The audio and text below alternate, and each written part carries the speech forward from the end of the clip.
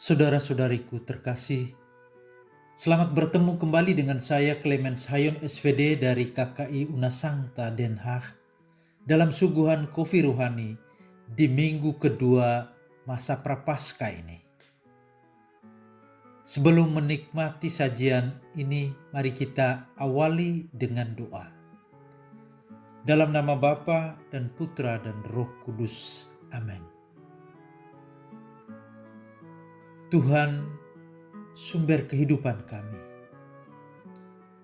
bukalah telinga kami untuk mendengarkan kisah lama tentang Dikau, dan kobarkan dalam hati kami kerinduan untuk mendengarkan Yesus Putramu yang sangat berkenan di hatimu. Semoga kami dapat mendengarkan dengan seluruh hati dan diri kami, serta mengikuti jalan hidupnya, kini dan sepanjang masa. Amin.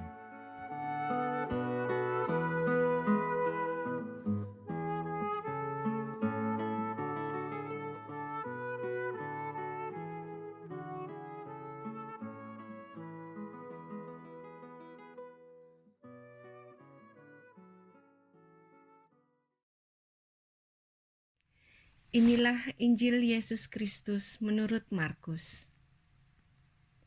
6 hari kemudian, Yesus membawa Petrus, Yakobus, dan Yohanes, dan bersama-sama dengan mereka, ia naik ke sebuah gunung yang tinggi. Di situ, mereka sendirian saja. Lalu Yesus berubah rupa di depan mata mereka, dan pakaiannya sangat putih berkilat-kilat. Tidak ada seorang pun di dunia ini yang dapat mengelantang pakaian seperti itu. Maka nampaklah kepada mereka Elia bersama dengan Musa. Keduanya sedang berbicara dengan Yesus. Kata Petrus kepada Yesus, "Rabi, betapa bahagianya kami berada di tempat ini. Baiklah kami dirikan 3 kemah. 1 untuk engkau, 1 untuk Musa, dan 1 untuk Elia."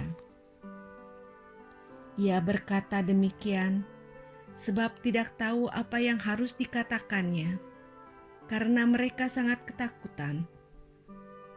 Maka datanglah awan menaungi mereka, dan dari dalam awan itu terdengar suara, "Inilah anak yang kukasihi, dengarkanlah dia." Dan sekonyong-konyong, waktu mereka memandang sekeliling mereka, mereka tidak melihat seorang pun lagi bersama mereka, kecuali Yesus seorang diri. Pada waktu mereka turun dari gunung itu, Yesus berpesan kepada mereka supaya mereka jangan menceritakan kepada seorang pun apa yang telah mereka lihat itu, sebelum Anak Manusia bangkit dari antara orang mati. Mereka memegang pesan tadi sambil mempersoalkan di antara mereka apa yang dimaksud dengan bangkit dari antara orang mati. Demikianlah Injil Tuhan.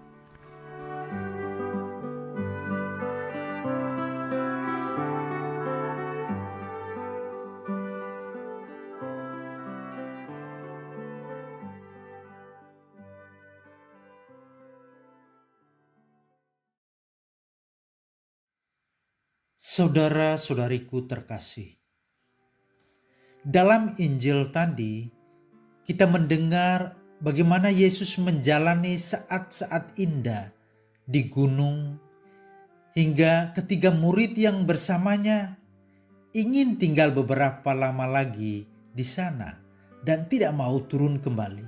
Mereka begitu menikmati pemandangan serta suasana yang indah.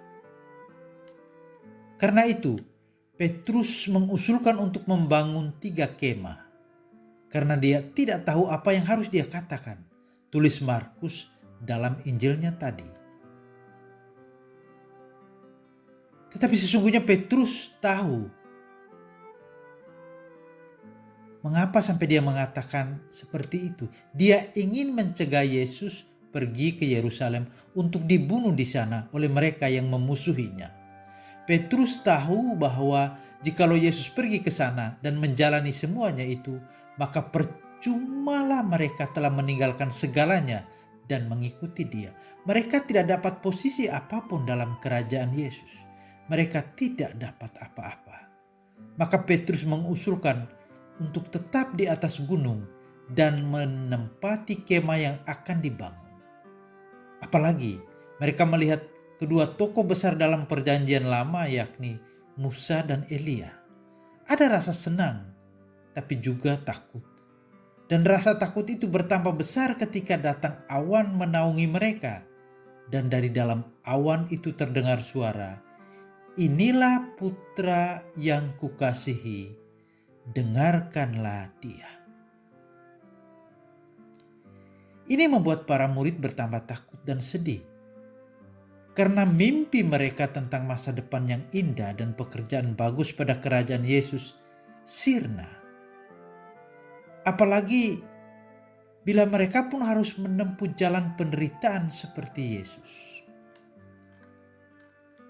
Sekarang kita tahu bahwa jalan pikiran Petrus sudah dirasuki. Pikiran ini juga yang sering merasuki kita.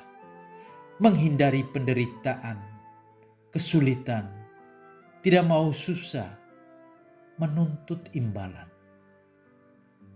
Seberapa sering kita dengar atau mungkin berkata, "Saya orang percaya, saya pergi misa setiap minggu, saya berdoa setiap hari, namun Tuhan tidak pernah menyelesaikan persoalan saya. Saya ingin sehat, bisa kemana-mana, bebas, tapi ada corona, bahkan sudah setahun corona ini belum beranjak pergi. Saya ingin pekerjaan yang bagus, tapi belum dapat. Saya ingin menghidupi keluargaku, tapi ternyata saya dihentikan dari kerjaan. Saya mau ini, saya mau itu, saya minta, saya novena, tapi belum juga dapat. Jika saya tidak mendapatkan apapun, saya tidak memberikan apapun lagi juga. Tidak mau lagi berdoa, membakar lilin, dan pergi ke gereja. Saya sudah berusaha, tapi tidak dapat apa-apa. Maka saudara-saudariku, boleh jadi Tuhan akan memberikan reaksi, jawaban seperti kata-kata yang terdengar dari dalam awan oleh ketiga murid itu. "Dengarkanlah putraku yang kukasihi, kepadanya aku berkenan." Bahwa kita harus dengarkan Yesus yang mengajarkan cinta kasih, hidup dalam damai, sabar dalam penderitaan, setia, hidup dalam kebenaran, rela mengampuni tanpa batas, serta menempuh jalan salib. Saudara-saudariku, semoga hal ini menjadi pegangan iman dan kepercayaan kita bahwa kita sungguh-sungguh mendengarkan Yesus dan melaksanakan apa yang Dia ajarkan, karena Dia bukan cuma mengajarkannya, tapi juga melakukannya. Amin.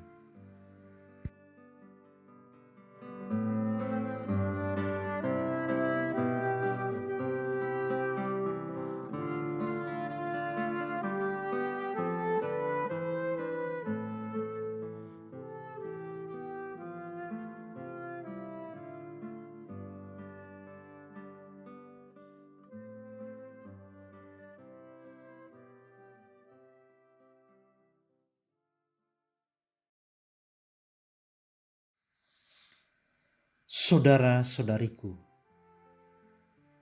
merasa dikuatkan karena Tuhan jalan bersama kita, menuruni lembah hitam oleh corona yang melanda hidup kita dengan segala tantangannya. Semoga Tuhan senantiasa ada bersama kita, menjalani rutinitas hidup kita di tengah arus gelombang dan badai hidup di dunia ini,